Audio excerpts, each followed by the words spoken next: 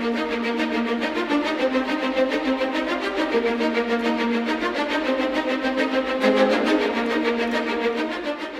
adalah WBCQ, menghadirkan Radio World's Last Chance kepada Anda dari Monticello, Maine, Amerika Serikat.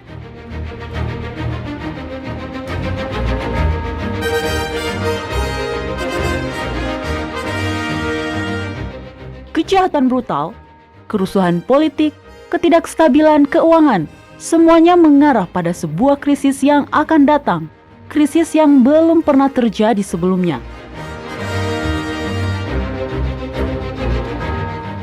Tetaplah bersama Radio World's Last Chance untuk belajar cara Anda dapat bersiap secara rohani menghadapi apa yang berada di depan. Radio WLC mempersiapkan orang untuk menyambut Sang Juru Selamat yang segera kembali.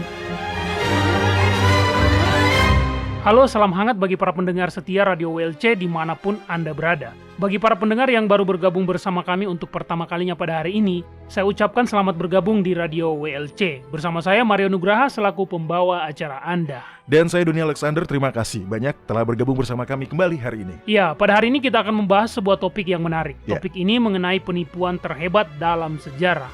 Seluruh dunia kekristenan telah dipengaruhi oleh hal tersebut, tapi tampaknya tidak ada seorang pun yang mengetahuinya. Dari sudut pandang intelektual, penipuan ini menakjubkan. Penipuan ini adalah tipu daya yang sempurna dan bahkan bisa menipu orang-orang tercerdas sekalipun. Betul, tapi sebelum kita membahas topik ini lebih dalam, saya ingin memberikan penjelasan singkat bagi para pendengar yang baru pertama kali bergabung bersama kita di Radio WLC. Di Radio WLC, kami tidak akan menggunakan gelar Allah atau Tuhan untuk merujuk pada Bapa Surgawi. Karena kami selalu menggunakan nama pribadinya yaitu Yahwa atau biasa disingkat Yah. Dan nama sang anak adalah Yahushua. El, Eloah, dan Elohim adalah gelar dalam bahasa Ibrani yang digunakan untuk merujuk pada Bapa, dan gelar itulah yang juga sering kami gunakan. Ya, betul Mario. Terima kasih atas penjelasan singkatnya. Nah, ngomong-ngomong, apakah Anda pernah mendengar soal nitroxis? Nito apa? Apakah itu merek sejenis obat atau semacamnya? Bukan ya. Tapi apakah Anda pernah mendengar soal Herodotus? Dia adalah seorang sejarawan Yunani di abad ke-5 ya, sebelum Masehi. Iya. Anak laki-laki saya kadang menyebut mereka dengan orang-orang kuno. Ya, menurut Herodotus, Nitocris adalah seorang ratu pada zaman kuno yang memiliki selera humor yang gila ya. Dikatakan bahwa dia membuat makam untuk dirinya sendiri tepat di atas salah satu gerbang utama menuju kota Babel, dan batu di makam tersebut memiliki ukiran tulisan. Di dalam ukiran tersebut tertulis, "Bila ada salah seorang raja Babel yang kekurangan uang, biarkanlah dia membongkar makamku. Tapi itu hanya boleh dilakukan pada saat dia betul-betul membutuhkannya. Siapapun yang membongkar makamku pada saat-saat lain selain itu, maka dia tidak akan mendapatkan apa-apa." Biar saya tebak, Raja Babel yang selanjutnya pun memutuskan bahwa dia telah kehabisan uang. Ya, bisa saja kan? Ya, tapi tidak. Menurut Herodotus, makam tersebut tetap tidak tersentuh hingga masa kekuasaan Darius.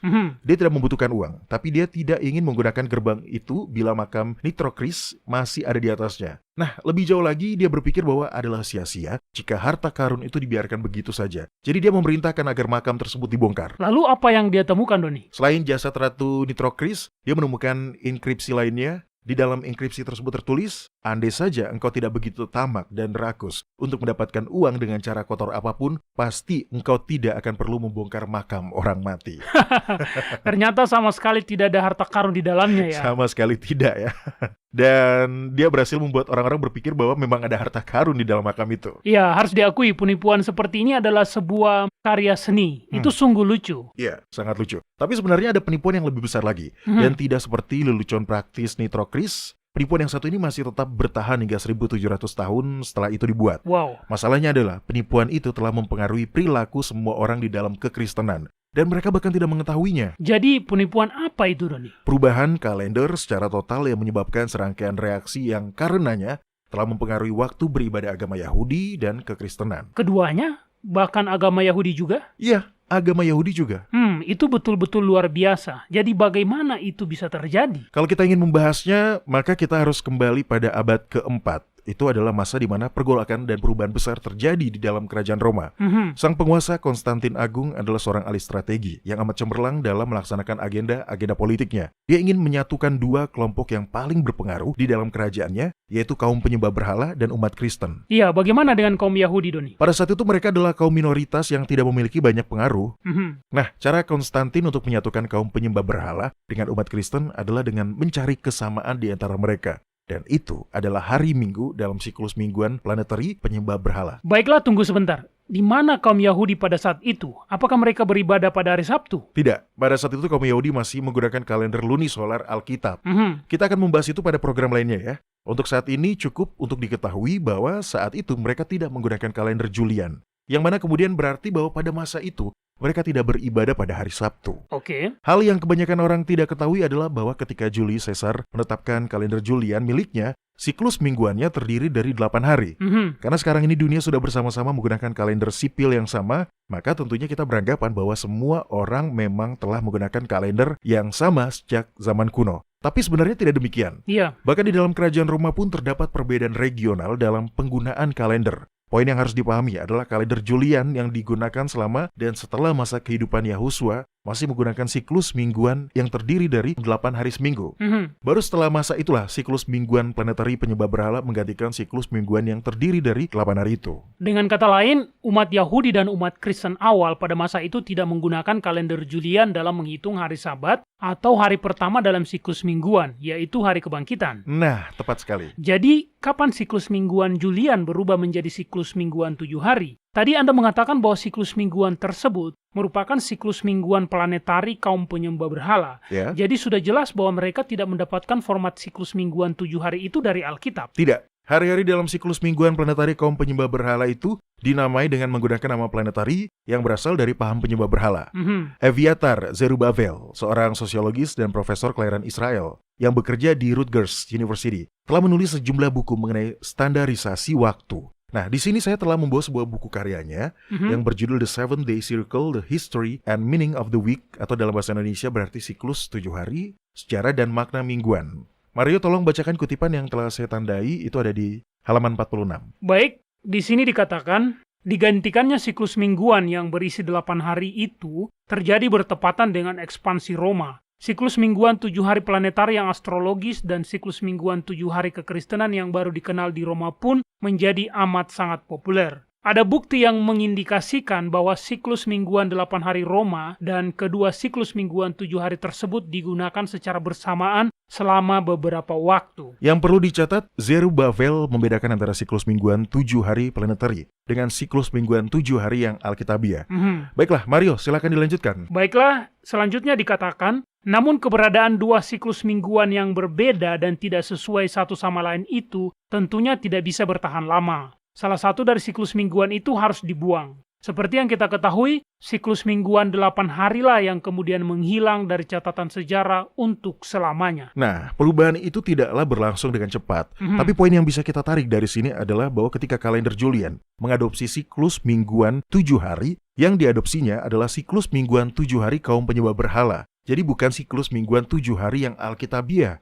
Ini adalah hal yang penting karena meskipun sama-sama berisikan 7 hari, kedua siklus mingguan ini sangat berbeda. Apa maksud Anda, Doni? Oke, seperti ini ya. Keduanya tidak sesuai. Hari pertama dalam siklus mingguan Alkitabiah tidak bertepatan dengan hari Minggu di kalender modern kita. Di sini saya masih memiliki sebuah kutipan lainnya yang saya ambil dari Franz Kumon. Mario, sekali lagi tolong bacakan kutipannya. Yang ini. Baik, di dalam kutipan ini Kumon mengatakan, tidak perlu diragukan lagi bahwa peleburan misteri-misteri Iran atau Persia oleh kaum penyembah berhala memiliki peran yang besar dalam pengadopsian umum siklus mingguan di mana hari Minggu adalah hari kudus. Nama-nama yang kita gunakan dengan tidak sadar untuk ke-6 hari lainnya pertama kali digunakan bersamaan dengan saat ketika paham Mitra memenangkan para pengikutnya di provinsi Barat. Ini bukan berarti bahwa kita tergesa-gesa dalam menetapkan hubungan antara kemenangannya dengan kedua fenomena yang terjadi bersamaan tersebut. Ya, nah dengan kata lain ya, siklus mingguan modern yang kita gunakan sekarang, yang berisikan hari Minggu, Senin, Selasa, Rabu, dan lain-lain, berasal dari paham penyembah berhala, bukan berasal dari kitab suci. Faktanya, bukti arkeologis menunjukkan bahwa umat Kristen awal menggunakan dua jenis tanggal pada tulisan di makam-makam mereka. yaitu tanggal pada kalender solar Julian dan kalender lunisolar Alkitab. Iya, itu menarik. Saya belum pernah memikirkan itu sebelumnya, tapi sepertinya saya selalu berasumsi bahwa siklus mingguan 7 hari telah terus digunakan sejak masa penciptaan, Doni. Ya, sepertinya hampir semua umat Kristen berasumsi demikian ya, tapi itu tidak benar. Oke, jadi bagaimana cara Konstantin mendapatkan keuntungan dari hal tersebut? Nah, pertama-tama, dia menetapkan serangkaian hukum untuk menghormati hari matahari, dies solis, atau disebut hari Minggu. Nah, pada siklus mingguan planetari yang asli, hari Sabtu adalah hari pertama dalam siklus mingguan itu. Hari Minggu adalah hari kedua, dan hari Jumat adalah hari ketujuh. Namun, matahari adalah simbol kesukaan pribadi Konstantin. Dia mengukir Sol Invictus atau matahari yang tak terkalahkan pada koin mata uang miliknya, dan kemudian itu menjadi moto pribadinya sepanjang hidupnya. Peninggian hari Minggu sebagai hari beribadah adalah hal yang dapat diterima oleh kaum penyembah berhala, dan merupakan sesuatu yang bisa dikompromikan oleh beberapa umat Kristen. Lalu hingga pada abad kedua, banyak umat Kristen, umumnya di Barat, telah menghormati hari Minggu sebagai hari kebangkitan Sang Juru Selamat. Kesempatan inilah yang dinanti oleh Konstantin untuk menggabungkan paham penyembah berhala dengan kekristenan. Iya, jadi hari Minggu lah yang merupakan kesamaan yang ditemukan Konstantin antara kaum penyembah berhala dan umat Kristen itu. Ya, itulah kesamaan yang memurtadkan umat Kristen. Nah, ini adalah kutipan lainnya yang diambil dari buku Roman and Christian Imperialism karya J. Wedgbury Jones. Baiklah, akan saya bacakan. Di dalam kutipan ini, Jones mengatakan, seberapa besar dampak sebuah hukum terhadap rancangan Konstantin itu bisa dijawab dengan mudah. Hukum tersebut memberikan penghormatan khusus pada hari raya gereja Kristen dan memberikan sedikit keuntungan bagi kaum penyembah berhala itu sendiri. Nyatanya, tidak ada satupun dari aturan tersebut yang tidak dituliskan oleh kaum penyembah berhala. Hukum tersebut memang menghormati salah satu tuhan kaum penyembah berhala yang telah diadopsi Konstantin sebagai dewa pelindungnya yang spesial, yaitu Apollo, sang dewa matahari. Nama hari itu sendiri telah menunjukkan ambiguitasnya. Nama Sunday atau dies solis, yang dalam bahasa Indonesia berarti hari Minggu, itu pun digunakan oleh umat Kristen maupun kaum penyembah berhala. Jadi sekali lagi saya jelaskan, siklus mingguan 7 hari yang baru ini berasal dari paham penyembah berhala, bukan berasal dari Alkitab. Tapi siklus tersebutlah yang menjadi jalan bagi Konstantin untuk menggabungkan kaum penyembah berhala dengan umat Kristen. Dan para sarjana mengetahui hal ini. Umat Kristen mungkin tidak tahu mengenai fakta-fakta sejarah, tapi para sarjana tidak demikian. Nah, ini dia kutipan berikutnya yang saya ambil dari buku The Social and Economic History of the Roman Empire karya Michael Rostovtsev. Mario, silakan dibacakan. Baiklah, di dalam kutipan ini Rostovtsev mengatakan, waktunya telah tiba untuk menyatukan negara dan gereja karena keduanya saling membutuhkan satu sama lain. Konstantin adalah orang yang betul-betul jenius karena menyadari hal tersebut dan mengambil tindakan. Dia menawarkan perdamaian pada gereja, menyokongnya agar gereja mau mengakui negara dan mendukung kekuasaan imperial. Ya, itu berhasil. Kaum penyembah berhala dan umat Kristen pun digabungkan. Masalahnya adalah hal tersebut juga menyebabkan perdebatan di antara umat Kristen mengenai kapan mereka harus merayakan hari kebangkitan Sang Juru Selamat. Apa maksud Anda, Doni? Begini, hingga pada saat ini banyak umat Kristen khususnya di timur masih merayakan Sabat hari ke-7 dan juga hari-hari raya tahunan Yahwa dan tetap menghitungnya dengan menggunakan kalender lunisolar Alkitab. Bahkan banyak orang yang telah beribadah di hari Minggu masih menggunakan kalender Alkitabiah untuk menghitung hari Paskah Passover. Jadi dengan kata lain, mereka sudah tidak lagi memperdebatkan kalender mana yang harus digunakan untuk menentukan kapan hari kebangkitan Sang Juru Selamat harus dirayakan. Ya, tepat sekali. Nah, Robert Odom menulis sebuah buku yang berjudul Sunday in Roman Paganism, yang berisikan banyak hal mengenai pengadopsian umat Kristen terhadap penghitungan waktu kaum penyembah berhala. Saya telah menandai beberapa kutipan, oleh karena itu Mario tolong bacakan. Baiklah, di buku Sunday in Roman Paganism ini, Odom mengatakan, sejak abad kedua Masehi telah terdapat perbedaan opini mengenai tanggal perayaan Paskah Easter dan hari raya Tuhan, yaitu kematian, penguburan, dan kebangkitan. Ternyata, praktek yang paling kuno adalah perayaan hari ke-14 yang merupakan tanggal Paskah Passover, hari ke-15 dan hari ke-16 dalam bulanan lunar. Terlepas daripada hari apa tanggal-tanggal tersebut akan jatuh di siklus mingguan kalender Julian dari tahun ke tahun. Para uskup Roma ingin memperkuat perayaan hari Minggu sebagai hari raya gereja. Mereka kemudian menetapkan bahwa hari raya tahunan harus selalu dirayakan pada hari Jumat, Sabtu, dan Minggu,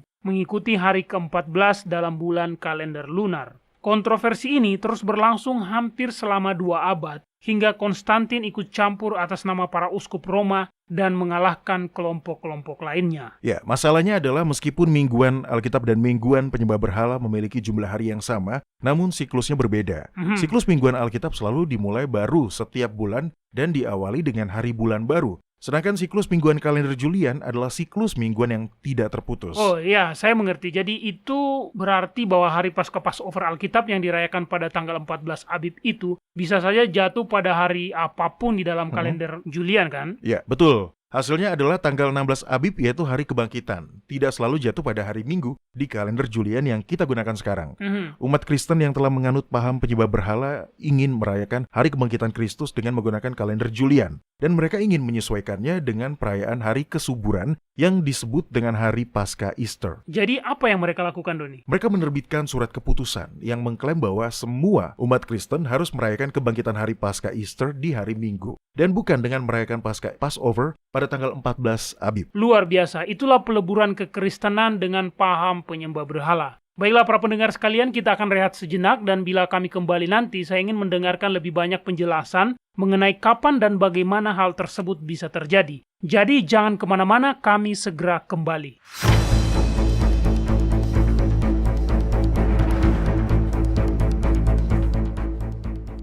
World's Last Chance telah membuat lebih dari 1.500 video dokumenter dalam lebih dari 30 bahasa. Kunjungi situs kami di worldslastchance.com atau nonton videonya pada channel WLC di YouTube. Video-video dokumenter baru tentang berbagai topik penting terus dirilis sepanjang waktu. Mulailah menontonnya dan pelajarilah kebenaran selama Anda masih memiliki kesempatan di worldslastchance.com.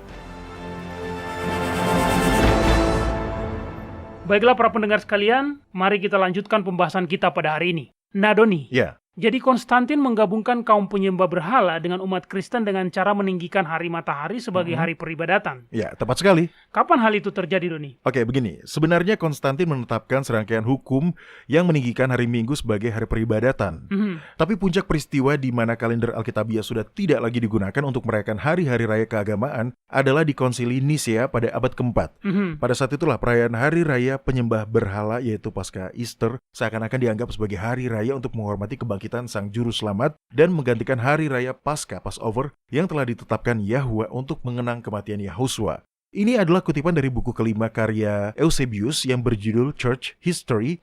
Nah Mario, tolong bacakan kutipan yang telah saya tandai. Baiklah Doni, ini adalah tugas saya. Di dalam kutipan ini Eusebius mengatakan, musyawarah gereja dan perkumpulan para uskup pun diadakan karena hal ini dan melalui dekret gerejawi, semuanya sepakat bahwa hari kebangkitan Tuhan harus dirayakan pada hari Tuhan kita, yaitu hari Minggu, dan bahwa semua orang harus merayakan penutupan hari Paskah dengan berpuasa hanya pada hari tersebut. Nah, kita harus memahami bahwa terdapat banyak umat Kristen apostolik, khususnya di timur, yang masih menggunakan kalender Alkitabiah.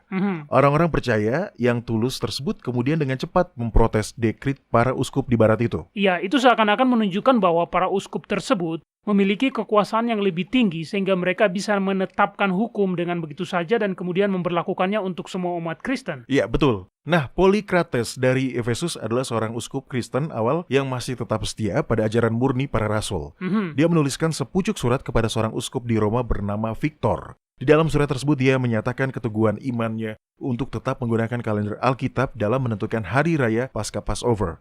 Suratnya itu memiliki pesan yang sangat penting bagi umat Kristen zaman ini karena di dalamnya mencantumkan cara Yohanes terkasih dan Rasul Filipus dalam merayakan Paskah Passover. Itu betul-betul bisa menyadarkan kita karena kebanyakan umat Kristen pada hari ini mengabaikan hari-hari raya Yahwa dan menganggapnya tidak lain sebagai hari-hari raya orang Yahudi. Ya, betul. Dan bukan hanya para rasul yang merayakan hari-hari raya tahunan dan hari Sabat mingguan, tapi para umat Kristen saleh selama ratusan tahun juga melakukannya. Nah, Mario, kutipan kali ini adalah kutipan lainnya yang diambil dari buku Church History karya Eusebius. Jadi kamu tolong bacakan. Baiklah, di dalamnya Eusebius mengatakan, namun para uskup di Asia yang dipimpin oleh Polykrates memutuskan untuk tetap memegang teguh adat yang telah diwariskan kepada mereka. Kemudian dalam sebuah surat yang ditujukannya kepada Victor dan gereja Roma, Polykrates menyebutkan kata-kata tradisi yang telah diwariskan kepadanya. Baiklah, kemudian di dalam surat tersebut Polykrates mengatakan, Kami selalu merayakan hari-hari raya sesuai dengan yang telah ditentukan di dalam Alkitab. Kami tidak menambah ataupun mengurangi hitungan harinya. Karena di Asia, terang besar telah tertidur, tapi akan terbangun kembali pada hari kedatangan Tuhan ketika Dia akan datang dengan kemuliaan dari sorga dan mencari semua orang-orang kudus. Di antara orang-orang kudus tersebut adalah Filipus, salah satu dari 12 rasul,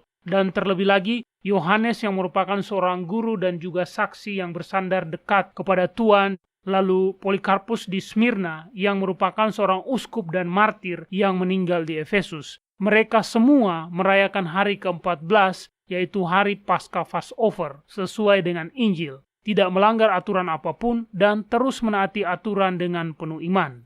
Wah, sungguh kutipan yang menakjubkan, Doni. Iya, betul sekali Mario. Itu memang menakjubkan sekali ya. Yang ingin disampaikan oleh Polikrates di sini adalah bahwa Rasul Filipus, Yohanes Terkasih, dan Polikarpus yang merupakan murid dari Yohanes dan telah mempelajari Injil darinya, mereka semua merayakan hari Paskah Passover, bukan Paskah Easter. Dan mereka menghitungnya dengan menggunakan kalender Alkitabiah. Polikrates mencoba untuk menjelaskan pada uskup Roma. Dia seakan berkata, lihat, para rasul dan semua keturunan rohani langsung dari para murid, mereka semua menggunakan kalender Alkitabiah untuk menghitung hari Paskah Passover. Mereka tidak menggunakan kalender Julian. Dan tentunya mereka tidak merayakan hari raya Paskah Easter penyembah berhala. Dalam surat itu dia berusaha untuk membuat Victor menjadi paham. Ya, hal itu bisa didukung kuat dengan fakta bahwa ukiran pada makam para umat Kristen awal menggunakan tanggal kalender Julian dan lunisolar sekaligus. Oleh karena itu, masuk akal bila kita menyimpulkan bahwa mereka juga merayakan hari Sabat mingguan dengan menggunakan kalender Alkitab. Ya, tentu saja. Bila orang-orang percaya di Asia tetap teguh menggunakan kalender Alkitab untuk menghitung hari Paskah Passover, maka kemungkinan mereka tetap akan merayakan hari Sabat yang sebenarnya dengan menggunakan kalender Alkitab. Iya, jadi apa yang kemudian dilakukan oleh Victor? Tentunya kekristenan sudah tidak lagi menggunakan kalender Alkitab, dan Paskah Easter adalah salah satu dari hari-hari raya dalam kalender gereja. Nah, menurut Eusebius, uskup Roma melakukan hal yang selalu dilakukan Paus sejak saat itu, yaitu mengucilkan mereka. Bagaimana dia bisa melakukan itu? Pada saat itu kan belum ada denominasi-denominasi terorganisir seperti sekarang ini, Doni. Ya, memang tidak ada, tapi uskup Roma memiliki banyak pengaruh dan dengan pengaruh tersebutlah mereka pun mendapatkan kekuasaan. Ini adalah kutipan selanjutnya dari Eusebius, jadi tolong dibacakan. Baiklah, di dalam kutipan ini Eusebius mengatakan bahwa uskup Roma dengan cepat berupaya untuk memisahkan diri dari jemaat di seluruh Asia dan menganggap semua gereja yang sepakat dengan jemaat di seluruh Asia sebagai orang-orang yang menyimpang. Dan kemudian dia menuliskan surat dan mendeklarasikan bahwa saudara-saudara di Asia tersebut akan dikucilkan sepenuhnya. Wah, Doni, Anda tahu hal ini mengingatkan saya pada apa? Apa itu? Pada kitab Wahyu pasal 2, yaitu mengenai surat kepada gereja di Efesus. Di dalamnya kita mendapatkan istilah gereja-gereja di Asia. Dan kita beranggapan bahwa yang dimaksud itu adalah wilayah timur yang lebih jauh lagi. Tapi sebenarnya yang dia maksud adalah wilayah Levan atau Syam di Mediterania Timur. Efesus adalah salah satu dari gereja-gereja di Asia, dan gereja itu dipuji di dalam kitab Wahyu pasal 2 atas ketaatan dan iman mereka pada kebenaran dan juga karena tetap menolak ajaran salah. Nah, saya ingin membacakannya. Tunggu sebentar, akan saya bacakan ayatnya. Nah, ini dia. Di dalamnya dikatakan, tuliskanlah kepada malaikat jemaat di Efesus. Inilah firman dari Dia yang memegang ketujuh bintang itu di tangan kanannya dan berjalan di antara ketujuh kaki dian emas itu. Aku tahu segala pekerjaanmu, baik jeripayahmu maupun ketekunanmu. Aku tahu bahwa engkau tidak dapat sabar terhadap orang-orang jahat, bahwa engkau telah mencobai mereka yang menyebut dirinya rasul, tetapi yang sebenarnya tidak demikian, bahwa engkau telah mendapati mereka pendusta, dan engkau tetap sabar dan menderita oleh karena namaku, dan engkau tidak mengenal lelah. Namun demikian aku mencela engkau karena engkau telah meninggalkan kasihmu yang semula. Tetapi ini yang ada padamu, yaitu engkau membenci segala perbuatan pengikut-pengikut Nikolaus yang juga kubenci. Nah, hal yang menurut saya menakjubkan dari kutipan-kutipan ayat ini adalah menyambung apa yang telah Anda jelaskan, Doni, bahwa ajaran Nikolaus adalah sebuah bentuk paham anti-hukum. Pada dasarnya, ajaran tersebut mengajarkan Anda untuk berbuat dosa karena menganggap hukum Yahwa sudah tidak lagi berlaku. Lalu, apa yang diajarkan oleh Gereja Katolik, Doni? Gereja Katolik mengajarkan bahwa hukum Yahwa telah dipakukan di atas salib, dan oleh karena itu hari Sabat hanyalah untuk orang-orang Yahudi. Betul-betul. Keduanya mengajarkan hal yang sama. Baiklah Doni, silakan lanjutkan penjelasan Anda. Pembahasan ini mulai menarik. Karena kita bisa melihat bagaimana paham penyembah berhala di barat berselisih dengan gereja-gereja yang setia di timur. Nah, benih-benih ketaatan yang dipuji di dalam kitab Wahyu pasal 2 itu masih tetap bertahan hingga abad keempat. Baiklah, penting untuk dicatat bahwa tidak pernah ada perdebatan mengenai kapan hari kebangkitan harus dirayakan. Kedua pihak mengakui bahwa hari tersebut dirayakan pada tanggal 16 Abib sesuai dengan kalender lunisolar. Iya, berbeda dengan umat Kristen zaman ini, dulu mereka sangat mawas bahwa mereka sedang berhadapan dengan dua jenis metode penanggalan yang berbeda. Ya, tepat sekali. Jadi ketidaksepahaman antara umat Kristen yang telah menganut paham penyembah berhala di barat dan umat Kristen apostolik di timur adalah mengenai kapan mereka harus merayakannya. Oh, saya mengerti. Karena tanggal-tanggal harus ditentukan dengan kalender, jadi pada akhirnya perdebatan tersebut adalah perdebatan mengenai kalender mana yang harus digunakan untuk menentukan hari raya tersebut. Ya, itu betul. Umat Kristen telah mengetahui sejak lama bahwa umat Kristen yang ke barat-baratan itu telah mengadopsi praktek-praktek penyembah berhala. Tapi kita belum pernah menyadari sebelumnya bahwa yang menjadi dasar dari penggabungan ini adalah sesuatu yang berasal dari kalender penyembah berhala, yaitu kalender Julian. Nah, untuk menggabungkan umat Kristen dengan penyembah berhala, perayaan hari penyalipan dan hari kebangkitan harus diubah dari menggunakan penanggalan lunisolar Alkitab dan menggantinya dengan menggunakan penanggalan kaum penyembah berhala, yaitu kalender solar Julian. Seperti yang telah kita jelaskan tadi, Konstantin menetapkan serangkaian aturan yang meninggikan hari Minggu sebagai hari peribadatan. 4 tahun setelah dekrit tersebut, dia meyakinkan konsili Nisea pada tahun 325 untuk memenangkan perdebatan itu. Perdebatan itu adalah perdebatan antara hari Paskah Passover pada kalender lunisolar Alkitab atau hari Paskah Easter pada kalender solar Julian. Ya, betul. Dan mereka memutuskan untuk berhenti merayakan pengorbanan Sang Juru Selamat dan kebangkitannya pada hari ke-14, ke-15, dan ke-16 pada bulan Abib di kalender Alkitab. Dan kemudian menggantikannya dengan hari Jumat, Sabtu, dan Minggu pada kalender Julian. Dan itu bukan sekedar hari Minggu, tapi itu adalah hari yang sesuai dengan ritual kuno untuk merayakan kesuburan musim semi, yaitu Paskah Easter. Dan karena uskup Roma menginginkan kekuasaan yang lebih besar, dia menggunakan pengaruhnya untuk mendukung penguasa dan mendukung agenda Konstantin. Iya, tapi itu adalah agenda politiknya. Dia ingin menyatukan kerajaan tersebut. Ya, dan itulah tepatnya mengapa uskup Roma bersekutu dengan sang penguasa. Dia juga memiliki agenda politik. Dia menginginkan lebih banyak kekuasaan dan pengaruh. Kemudian dia menyadari bahwa cara untuk mendapatkan semuanya itu adalah dengan cara membuat dirinya diterima oleh para penyembah berhala. Iya, itu masuk akal dan itu sangat jahat, Doni. Iya. Tadi saya pernah meminta kepada Anda kan untuk membacakan kutipan dari buku Michael Rostoptev yang berjudul Social and Economic History of the Roman Empire. Dan dari kutipan itu kita bisa memahami agenda politik yang mendorong campur tangan Konstantin di dalam wilayah rohani. Nah, berikut ini adalah kutipan lainnya dari buku tersebut. Tepatnya ada di halaman 456, Mario tolong dibacakan. Baiklah, dalam kutipan ini dikatakan, pada masa kekuasaan Konstantin, kemurtatan di dalam gereja telah siap membantu penguasa yang merupakan rekan mereka untuk menggunakan kekuatan mereka untuk memaksa orang-orang. Jadi, hal inilah yang menyebabkan gereja Roma berada dalam posisi yang sangat kuat selama era kegelapan. Ya, betul. Seperti yang dikatakan oleh John Dalberg Acton, kekuasaan cenderung merusak. Dan kekuasaan yang absolut sudah pasti akan merusak sepenuhnya. Konstantin tetap bersikeras bahwa penanggalan Yahudi sudah tidak boleh digunakan untuk memperhitungkan hari-hari raya Kristen. Nah, Mario, masih ada kutipan yang harus Anda bacakan ya. Oke. Kutipan yang satu ini agak panjang, oke? Tapi ini adalah kutipan yang kuat. Anda tahu kan bagaimana umat Kristen zaman ini menganggap bahwa hari Sabtu sebagai hari Sabat karena pada hari itulah umat Yahudi beribadah. Iya. Nah, seorang sarjana Yahudi sangat tahu bahwa hari Sabtu bukanlah hari Sabat yang alkitabiah. Kutipan ini dituliskan oleh Heinrich Gratz dalam volume 2 bukunya yang berjudul History of the Jews. Buku ini bahkan diterbitkan oleh Jewish Publication Society of America. Kutipan ini dengan jelas menunjukkan agenda Konstantin pada konsili Nisea. Baiklah Doni, dalam kutipan ini dikatakan, pada konsili Nisea, kekristenan telah kehilangan hubungan dengan asal-usulnya. Hingga saat ini, hari raya Paskah Easter selalu dirayakan bersamaan dengan hari Paskah Passover Yahudi dan tentu saja pada hari-hari yang telah ditentukan dan ditetapkan oleh Sanhedrin di Yudea mengenai itu. Tetapi ke depannya, perayaan hari Paskah Easter tersebut akan dirayakan secara terpisah dan terlepas dari kalender Yahudi. Lihat kan, mereka memutuskan kalender Alkitabiah sudah tidak akan digunakan.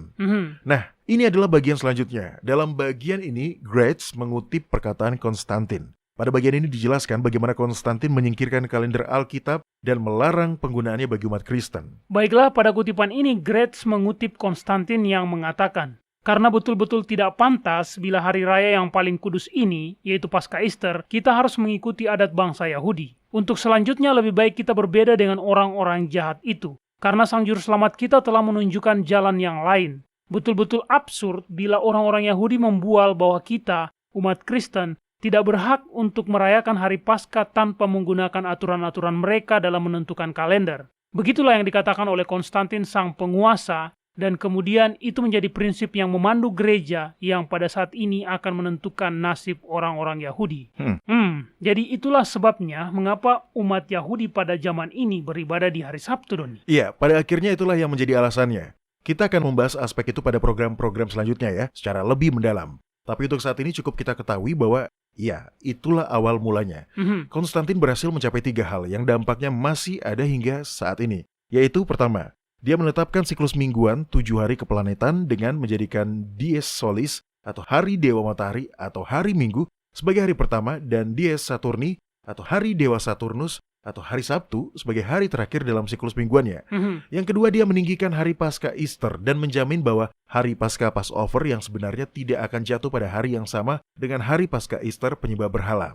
Ketiga, dia meninggikan Dies Solis atau hari Dewa Matahari atau hari Minggu sebagai hari peribadatan, baik bagi kaum penyembah berhala maupun bagi umat Kristen. Jadi itulah mengapa hari Minggu Paskah Easter masuk di dalam kekristenan dan dianggap sebagai hari kebangkitan Kristus. Dan dalam jangka panjang itulah sebabnya kebanyakan umat Kristen pada zaman ini beribadah di hari Minggu. Ya, sayangnya dampak dari penyesuaian ulang penghitungan waktu itu mengakibatkan hari sebelum hari Minggu Paskah Easter yaitu hari Sabtu kemudian dianggap sebagai hari Sabat Alkitab yang sebenarnya.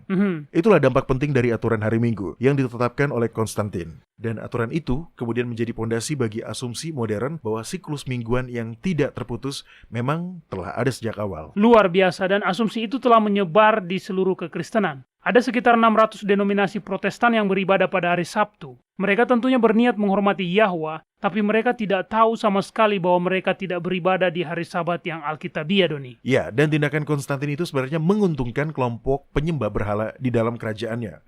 Namun, uskup Roma yang korup mampu memutarbalikannya. Mereka menyampaikan bahwa tindakan-tindakan Konstantin itu menguntungkan umat Kristen. Kutipan yang Anda berikan kepada saya tadi itu sudah menjelaskannya dengan sangat baik. Pada masa kekuasaan Konstantin, kemurtatan di dalam gereja telah siap membantu penguasa yang merupakan rekan mereka untuk menggunakan kekuatan mereka untuk memaksa orang-orang. Dan begitulah caranya kalender lunisolar yang asli, yang diwariskan dari sejak masa penciptaan dan pada masa Musa, menjadi hilang. Hanya demi memajukan aspirasi politik uskup Roma dan kekaisaran Roma lebih luas lagi. Iya, dan iblis pun menang. Sungguh menyedihkan, sangat menyedihkan. Baiklah para pendengar sekalian, kita akan rehat sejenak dan ketika kami kembali nanti, kita akan memasuki segmen kotak surat harian kita, di mana kami akan menjawab pertanyaan-pertanyaan yang telah dikirimkan oleh para pendengar Radio WLC di seluruh dunia. Jadi jangan kemana-mana, kami segera kembali.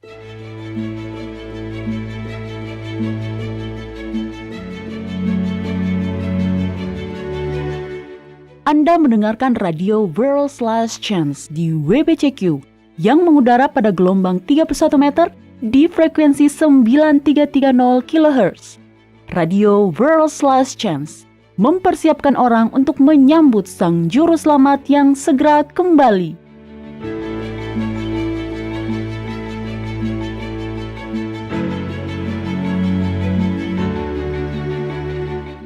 Salah satu pengalaman tersulit yang pernah dialami seseorang adalah kehilangan orang yang dikasihi oleh karena kematian.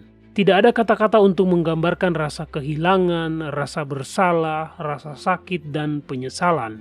Dalam kondisi ini yang dirasakan hanyalah kesepian.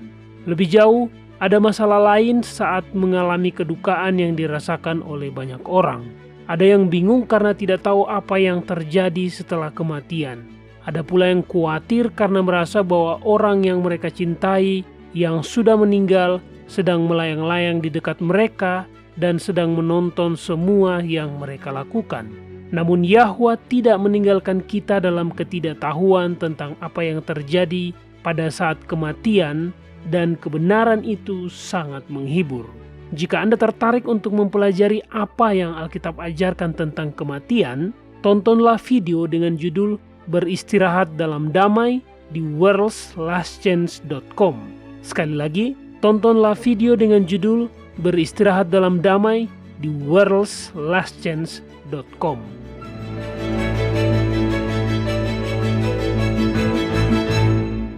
World's Last Chance berdedikasi untuk mempersiapkan orang menyambut Sang Juru Selamat yang segera kembali.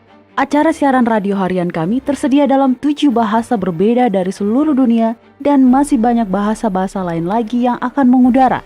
Video-video dan artikel-artikel kami telah diterjemahkan ke dalam lebih dari 30 bahasa berbeda. Dan kami tidak hanya fokus pada salah satu poin pengajaran. Kami bersedia untuk bekerja sama dengan surga untuk membawa semua kebenaran ke dunia. Artikel-artikel dan video-video kami mencakup berbagai topik-topik penting pada pertumbuhan dan pembangunan dari perjalanan kekristenan.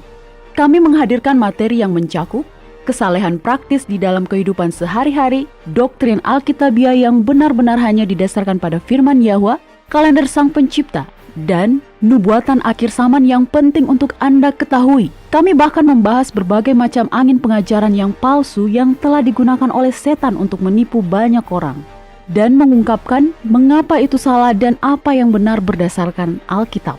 Kunjungilah kami hari ini di worldslastchance.com. Pelajarilah kebenaran di hari-hari terakhir ini.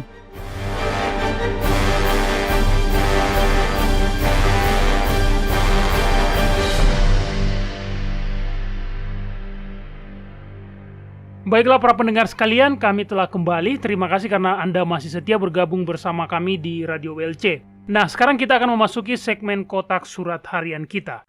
Pertanyaan kali ini dikirimkan dari kota Las Condes di Chili. Nah, Doni, tahukah Anda bahwa Gurun Atacama di Chili adalah tempat yang terkering di seluruh bumi? Wah, betulkah itu?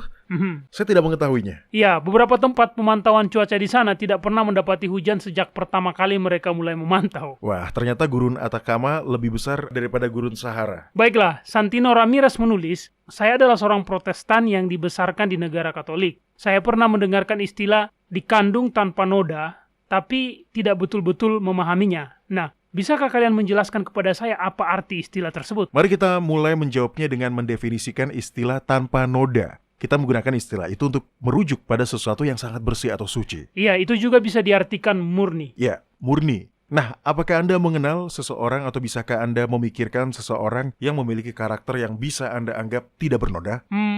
Baiklah. Nenek saya adalah seorang wanita yang luar biasa dan dia sungguh berbahaya bila dia marah. Saya tidak pernah melihat orang lain yang pemarah seperti itu. Saya tidak begitu sering melihatnya marah, tapi bila dia sudah betul-betul marah, maka waspadalah. Ya, jadi dia tidak bisa disebut tanpa noda, ya? Betul. Dia adalah seorang wanita yang hebat, tapi bahkan dia pun pasti akan sepakat bahwa dia tidak bisa disebut tidak bernoda. Tapi memangnya ada seseorang yang bisa kita sebut tidak bernoda? Karena di dalam kitab Roma pasal 3 ayat 23 dikatakan bahwa semua orang telah berbuat dosa dan telah kehilangan kemuliaan Yahwa. Ya, Anda betul. Nah, silakan buka dan bacakan kitab Yesaya pasal 59 ayat 1 dan 2. Baiklah, kitab Yesaya pasal 59 dalam ayat 1 dan 2 dikatakan, sesungguhnya tangan Yahwa tidak kurang panjang untuk menyelamatkan dan pendengarannya tidak kurang tajam untuk mendengar, tetapi yang merupakan pemisah antara kamu dan Elohmu ialah segala kejahatanmu, dan yang membuat dia menyembunyikan diri terhadap kamu, sehingga dia tidak mendengar ialah segala dosamu. Karena kita semua telah berbuat dosa dan telah kehilangan kemuliaan Yahwa. Karena dosa kita telah memisahkan kita dengan pencipta kita, oleh karena itu kita membutuhkan seorang mediator yang sempurna. Dan tentunya yang bisa seperti itu hanya Yahusua. Nah, Mario, selanjutnya tolong bacakan kitab 2 Korintus pasal 5 ayat 21. Baiklah, di dalamnya dikatakan, Yahusua yang tidak mengenal dosa telah dibuatnya menjadi dosa karena kita, supaya dalam dia kita dibenarkan oleh Yahwa. Nah, itu tidak berarti bahwa kita tidak bernoda, ya? Benar. Itu berarti bahwa Yahwa mengaitkan kebenaran Sang Juru Selamat kepada kita semua. Jadi ketika Yahwa melihat kita, dia tidak akan melihat bagian dari diri kita yang penuh dengan dosa. Tapi dia akan melihat kesempurnaan kebenaran Yahusua melingkupi kita. Yang ingin saya sampaikan adalah Anda benar. Tidak ada satupun manusia yang dengan kekuatannya sendiri bisa menjadi tanpa noda. Hanya melalui iman di dalam Yahusua kita beroleh anugerah untuk membuat hidupnya yang tidak bernoda diperhitungkan kepada kita. Tapi umat Katolik memiliki pemahaman yang berbeda. ajaran Katolik resmi mengajarkan bahwa sejak lahir perawan Maria telah mendapatkan berkat dan keistimewaan dari Tuhan yang Maha Kuasa. Melalui jasa Yesus Kristus, Sang Juru Selamat umat manusia, dia dibebaskan dari dosa turunan. Jadi umat Katolik percaya bahwa dia adalah seorang yang tanpa dosa. Ya. Tapi itu bertentangan dengan kitab Roma pasal 3 ayat 23. Ya, saya tahu Mario. Tapi itulah yang mereka yakini. Tapi ini lebih daripada itu. Umat Katolik percaya dalam ajaran yang disebut dosa turunan. Benar. Nah, ajaran itu mengajarkan bahwa semua orang telah mewarisi dosa. Semua orang tidak hanya mewarisi kecenderungan untuk berbuat dosa, tapi juga telah mewarisi dosa itu sendiri. Oleh karena itu, bahkan seorang bayi yang baru lahir pun dianggap telah memiliki dosa. Baiklah, lalu? Nah, umat Katolik percaya bahwa karena Maria adalah ibu dari Sang Mesias, maka secara ajaib Yahwa telah menjaganya agar tidak tercemari dari dosa turunan. Itulah yang mereka maksud dengan istilah dikandung tanpa noda. Oh iya? Saya kira istilah itu mengenai kelahiran Yahusua. Nah, itu adalah asumsi yang cukup umum ya, tapi bukan. Itu tidak membicarakan tentang kelahiran Yahusua. Itu membicarakan tentang kelahiran Maria. Oke. Secara khusus dikatakan bahwa dia tidak mewarisi dosa turunan. Masalahnya adalah, hal itu bertentangan dengan kitab suci. Di dalam kitab Pengkhotbah pasal 7 ayat 20 dikatakan, sesungguhnya di bumi tidak ada orang yang saleh, yang berbuat baik dan tak pernah berbuat dosa. Itu adalah pernyataan yang berlaku untuk semua orang. Jadi jelas Maria pun termasuk di dalamnya, Doni. Ya, betul. Nah, ajaran mengenai dikandung tanpa noda tidak diajarkan di dalam Alkitab. Sebaliknya, Alkitab mengajarkan bahwa semua orang termasuk Maria adalah orang-orang yang berdosa dan membutuhkan seorang juru selamat. Sebenarnya, Maria sendiri juga pernah berkata bahwa dia membutuhkan juru selamat. Betulkah itu? Betul. Di mana dia mengatakannya? Di sini, di dalam kitab Lukas pasal 1 ayat 47. Ini adalah kisah yang terjadi setelah malaikat berkata kepada dia bahwa dia akan diberkati oleh Yahwa melalui Roh Kudus sehingga dia akan mengandung. Ini adalah ayat yang indah. Lalu Maria berkata, "Jiwaku memuliakan Yahwa dan hatiku bergembira karena Eloa juru selamatku." Nah, Doni, bila Maria memang tidak berdosa, maka dia tidak akan membutuhkan juru selamat, kan? Ya, itu adalah poin yang bagus. Dia mengaku bahwa dia juga membutuhkan juru selamat, sama seperti kita semua. Benar. Jadi sebagai ringkasan, gagasan mengenai dikandung tanpa noda tidak ada hubungannya dengan Yahusua ketika dikandung. Karena gagasan tersebut membahas mengenai perawan Maria ketika dia dikandung, bahwa sejak pertama kali dikandung di dalam rahim ibunya, dari sejak saat itulah dia terbebas dari dosa turunan. Karena itu, gagasan itu atau Alkitab hanya ada satu yang benar.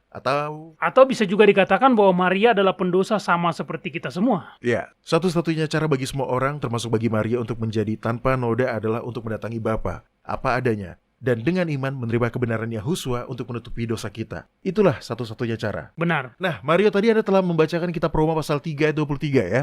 Tapi mari kita bacakan itu sekali lagi dan sesuai dengan konteksnya. Oleh karena itu, tolong bacakan ayat 21 hingga 26. Baiklah, saya sudah membuka ayatnya. Di dalamnya dikatakan, "Tetapi sekarang, tanpa hukum Taurat, kebenaran Yahwa telah dinyatakan, seperti yang disaksikan dalam kitab Taurat dan kitab-kitab para nabi, yaitu kebenaran Yahwa karena iman dalam Yahusua bagi semua orang yang percaya, sebab tidak ada perbedaan. Karena semua orang telah berbuat dosa dan telah kehilangan kemuliaan Yahwa, dan oleh kasih karunia telah dibenarkan dengan cuma-cuma karena penebusan dalam Yahusua. Yahusua telah ditentukan Yahwa menjadi jalan pendamaian karena iman dalam darahnya. Hal ini dibuatnya untuk menunjukkan keadilannya, karena dia telah membiarkan dosa-dosa yang terjadi dahulu pada masa kesabaran Yahwa. Maksudnya ialah untuk menunjukkan keadilannya pada masa ini, supaya nyata bahwa dia benar dan juga membenarkan orang yang percaya kepada Yahusua." Itulah satu-satunya cara agar kita semua, termasuk Maria, bisa menjadi tanpa noda. Dan caranya adalah dengan melalui iman terhadap jasa darah Yahusua. Iya, seperti yang dikatakan Paulus dalam kitab Efesus pasal 1 ayat 6, supaya terpujilah kasih karunia-Nya yang mulia, yang dikaruniakannya kepada kita di dalam Dia yang dikasihinya. Baiklah para pendengar sekalian, sekian waktu kita untuk segmen kotak surat harian kita pada hari ini. Tapi jangan lupa untuk terus mengirimkan pertanyaan-pertanyaan dan komentar-komentar Anda. Kunjungi situs kami di worldslastchance.com, pilih bahasa Indonesia dan klik hubungi kami. Nah, jika kami tidak sempat untuk menjawab pertanyaan Anda secara langsung melalui siaran radio ini, maka silakan melihat bagian tanya jawab di situs kami.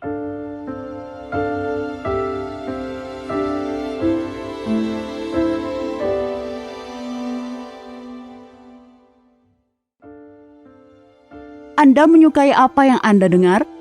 Kunjungi situs kami di worldslastchance.com untuk mendengarkan episode-episode lain dari program radio kami. Radio World's Last Chance mempersiapkan orang untuk menyambut Sang Juru Selamat yang segera kembali.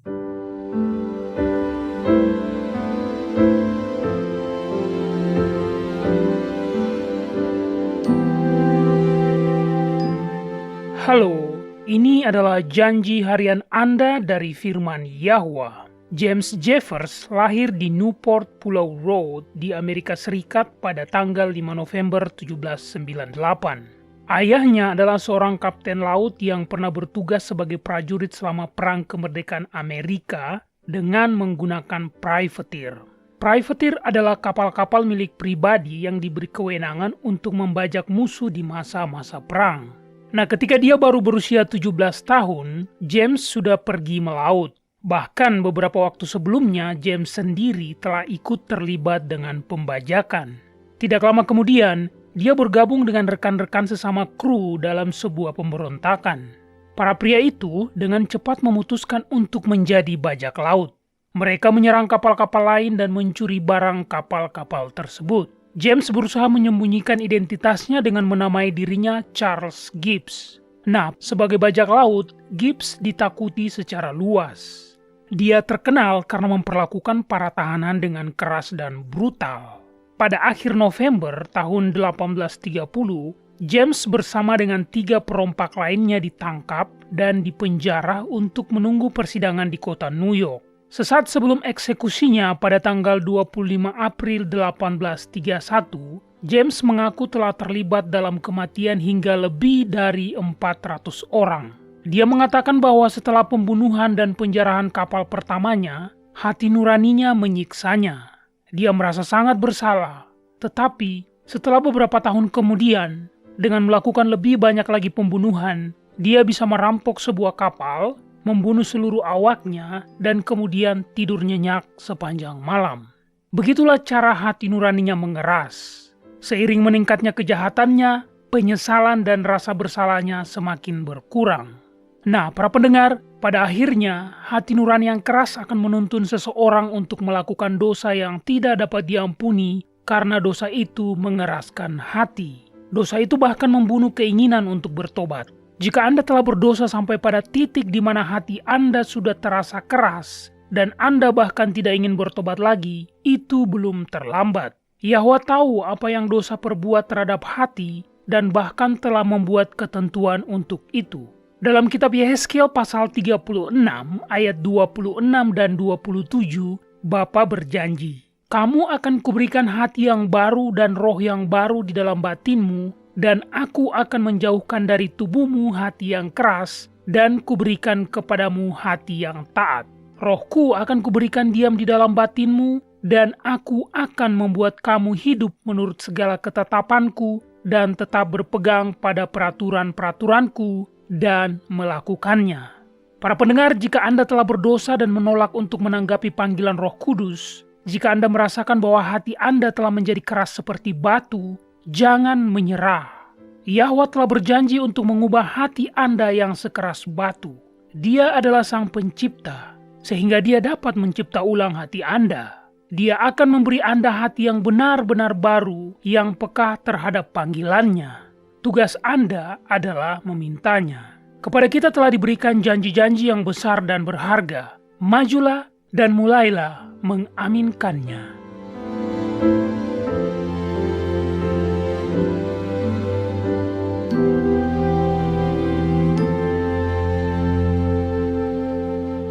Banyak orang dewasa berharap mereka memiliki kesempatan untuk belajar agama selagi berada di universitas. Jika Anda berada di posisi yang sama, saat ini belum terlambat. Di worldslastchance.com, kami memiliki ratusan artikel dan video tentang berbagai topik agama dan rohani yang terus ditambahkan setiap saat. Ada artikel yang memberikan nasihat tentang bagaimana menikmati kehidupan Kristen yang berkemenangan. Artikel-artikel lain menyelidiki secara mendalam bagian-bagian Alkitab yang salah dimengerti dan menjelaskan apa arti bagian itu dalam bahasa Ibrani yang asli. Kami juga menyajikan banyak artikel dan video tentang nubuatan. Paulus memberitahu Timotius, segala tulisan yang diilhamkan Yahwa memang bermanfaat untuk mengajar, untuk menyatakan kesalahan, untuk memperbaiki kelakuan, dan untuk mendidik orang dalam kebenaran. Dengan demikian, tiap-tiap manusia kepunyaan Yahwa menjadi sempurna dan diperlengkapi sepenuhnya untuk setiap perbuatan baik. Jika Anda membaca dengan seksama materi di situs kami, Anda akan memiliki landasan yang menyeluruh bukan hanya pada kebenaran doktrinal, tetapi Anda juga akan mempelajari rahasia-rahasia cara berdoa yang efektif dan cara belajar Alkitab sehingga Anda dapat menemukan kebenaran untuk diri Anda sendiri. Kunjungi situs web kami di worldslastchance.com. Tidak ada kata terlambat untuk memulai. worldslastchance.com mempersiapkan orang untuk menyambut Sang Juru Selamat yang segera kembali.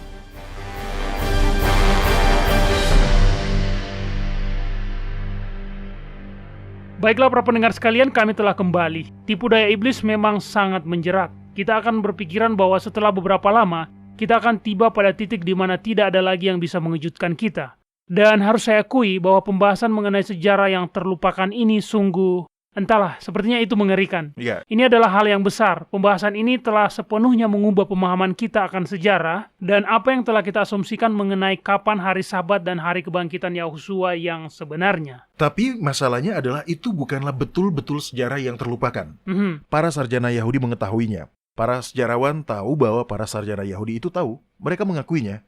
Orang-orang awam, umat Kristen pada umumnya yang selalu ke gereja pada hari Minggu atau Sabtu, mereka semualah yang tidak mengetahui itu. Mereka mengira bahwa yang mereka lakukan itu adalah untuk menghormati Yahwa. Sungguh menyedihkan. Iya, mereka semua harus mengetahui hal ini, Doni. Ya, mereka betul-betul harus mengetahuinya. Seperti yang telah kita katakan sebelumnya, pertempuran terakhir antara Yahwa dengan setan adalah pertempuran dalam hal peribadatan. Betul. Khususnya kapan kita akan beribadah. Karena kalender yang kita gunakan secara sadar untuk menghitung hari beribadah kita akan mengungkap kepada siapa kita setia. Iya, dan itu bukanlah mengenai paham legalis. Itu mengenai kesetiaan. Bila kita berada pada sebuah hubungan yang penuh kasih, bukankah kita akan melakukan segala hal untuk membuat pasangan kita merasa dikasihi, dihormati, dan dihargai? Dan pasangan kita tentunya tidak akan merasa demikian bila kita melakukan hal-hal yang berkebalikan dari hal-hal tadi lalu seakan berkata, tidak apa-apa, dia tahu bahwa saya mengasihinya. Hal yang sama pun berlaku bagi Bapa dan Sang Anak. Kita tidak menghormati Yahwa bila kita beribadah di hari Sabtu, meskipun kita tahu bahwa itu adalah hari Sabat yang palsu. Dan kita tidak menghormati Yahusua bila kita beribadah di hari Minggu, karena pertama, itu bukanlah hari di mana dia dibangkitkan. Itu adalah hari untuk menghormati dewa para penyembah berhala.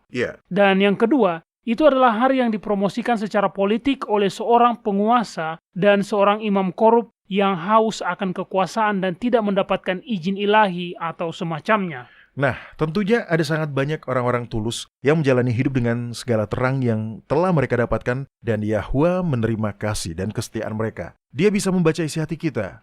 Tapi kini pengetahuan kita semakin ditingkatkan. Dan bukan hanya pengetahuan mengenai tafsiran nubuatan yang tepat dan benar, tapi juga mengenai kebenaran itu sendiri. Iya, para pendengar sekalian, ini adalah informasi yang sangat penting. Kitab Wahyu pasal 20 menyebutkan upah yang akan diberikan kepada orang-orang benar. Pada ayat keempat dikatakan, lalu aku melihat tahta-tahta dan orang-orang yang duduk di atasnya, kepada mereka diserahkan kuasa untuk menghakimi. Aku juga melihat jiwa-jiwa mereka yang telah dipenggal kepalanya karena kesaksian tentang Yahusua dan karena firman Yahwa, yang tidak menyembah binatang itu dan patungnya dan yang tidak juga menerima tandanya pada dahi dan tangan mereka, dan mereka hidup kembali dan memerintah sebagai raja bersama-sama dengan Kristus untuk masa 1000 tahun. Yang perlu dicatat, orang-orang yang akan menang itu adalah orang-orang yang menolak untuk menyembah binatang itu dan patungnya. Ya, betul. Dan tanda yang dimaksud itu bukanlah seperti tato, chip identitas, frekuensi radio, ataupun KTP dan tanda pengenal lainnya. Yang dibahas di dalam ayat itu adalah bahwa semua itu mengenai peribadatan. Betul. Nah, bisakah kita betul-betul menghormati Yahwa bila kita menyembahnya pada hari yang kita tentukan dengan menggunakan kalender Masehi yang merupakan adaptasi dari kalender Julian itu sendiri? Promosi Konstantin agar kalender Julian digunakan untuk tujuan peribadatan adalah hal yang secara khusus didesain untuk menciptakan pemisahan antara umat Kristen dengan Yahudi. Itu adalah sebuah pemberontakan yang sangat pencolok. Iya, kitab Wahyu pasal 9 adalah nubuatan yang juga merupakan peringatan. Di dalamnya disebutkan peristiwa tipu daya terakhir yang akan dilakukan oleh iblis. Di masa depan kelak, setan-setan akan menyamar menjadi makhluk luar angkasa dan kemudian menyerang bumi. Anda bisa membaca mengenai itu di dalam kitab Wahyu pasal 9. Di dalamnya terdapat penjelasan yang sangat mendetail. Pada saat itu, Paus akan diminta untuk mewakili bumi untuk bernegosiasi dengan makhluk yang menyamar menjadi alien itu. Paus akan berhasil menegosiasikan perjanjian damai dengan mereka. Dan orang-orang akan rela melakukan perjanjian itu karena mereka ingin mendapatkan kenyamanan dan rasa aman yang sementara. Bumi akan menjadi begitu rusak ketika para alien tersebut menyerang, sehingga orang-orang tidak akan berani untuk membangkang. Itu akan membuat Paus menjadi semakin mudah untuk memaksakan hari peribadatan yang berbeda dari yang telah ditentukan di dalam kitab suci. Lagi pula, ancaman akan kembalinya para alien tersebut bila kita menolak beribadah di hari yang telah ditentukannya, yaitu hari Minggu, adalah hal yang akan semakin memudahkan tujuan Paus itu. Betul. Nah, Doni, Ya. salah satu hal yang ingin saya sampaikan di sini adalah itu akan mengubah hari peribadatan kita dari hari Sabat yang asli ke hari Minggu karena secara terbuka Katolik telah mengakuinya. Nyatanya secara terbuka mereka juga mengakuinya sebagai tanda otoritas mereka. Pada bulan Agustus tahun 1900, sebuah terbitan dari Catholic Press di kota Sydney, Australia, mengatakan hari Minggu ditetapkan oleh Katolik dan klaim untuk merayakannya hanya bisa dibenarkan oleh prinsip-prinsip Katolik. Dari permulaan hingga akhir dari isi kitab suci, tidak ada satupun ayat yang menjamin pemindahan waktu beribadah publik setiap minggu berubah dari hari terakhir menjadi hari pertama dalam sebuah minggu. Jadi para pendengar sekalian, jangan biarkan Anda dibodohi. Hari Minggu bukanlah hari kebangkitan Yahusua dan Anda tidak menghormatinya bila Anda beribadah pada hari Minggu. Terlebih, ketika Anda telah mawas mengenai apa yang akan menjadi taruhannya, maka Anda tidak akan bisa lagi menganggap diri Anda tidak tahu menahu soal itu. Karena kini, kita semua bertanggung jawab atas kebenaran yang kita semua telah ketahui. Hal yang betul-betul menarik adalah, seperti yang telah dijanjikan oleh Daniel, pengetahuan sedang ditingkatkan dan pengetahuan itu mengenai pentingnya peribadatan. Karena konflik terakhir nantinya adalah soal peribadatan. Kitab Yesaya pasal 58 bahkan memberikan nubuatan mengenai pemulihan kebenaran. Nah, Mario tolong buka dan bacakan ayat 12 hingga 14. Baiklah Doni, di dalamnya dikatakan, engkau akan membangun reruntuhan yang sudah berabad-abad dan akan memperbaiki dasar yang diletakkan oleh banyak keturunan. Engkau akan disebutkan yang memperbaiki tembok yang tembus, yang membetulkan jalan supaya tempat itu dapat dihuni. Hukum Yahwa telah dilanggar ketika Gereja Katolik menyatakan bahwa hukum ilahi telah dipakukan di atas salib dan bahwa orang-orang harus beribadah di hari Dewa Matahari milik kaum penyembah berhala. Tapi kini kita memiliki kesempatan untuk memulihkan hari Sabat ke tempat yang semestinya.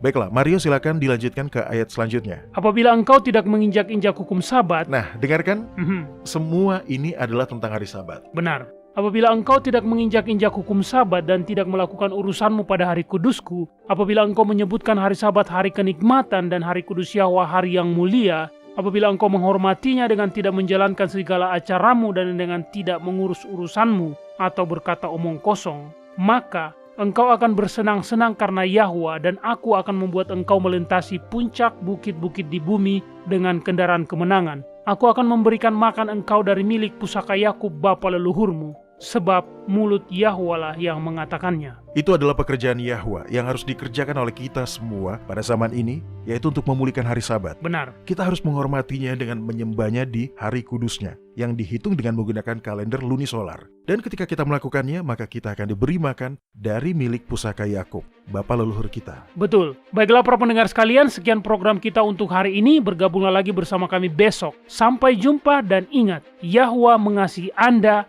dan Dia aman untuk dipercaya.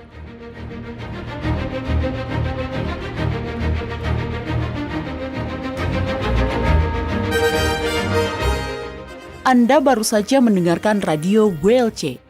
Program ini serta episode Radio WLC yang lain tersedia untuk Anda unduh di situs kami. Sangat baik untuk dibagikan pada para sahabat Anda yang mempelajari Alkitab. Ini juga sumber yang bagus bagi orang-orang yang beribadah kepada Yahwa sendirian atau di rumah. Jika Anda ingin mendengarkan program Radio WLC, kunjungi situs kami di worldslastchance.com. Klik ikon Radio WLC di bagian kanan atas beranda. Di sini Anda dapat mengunduh episode dalam bahasa pilihan Anda. Tersedia juga artikel dan video dalam berbagai bahasa.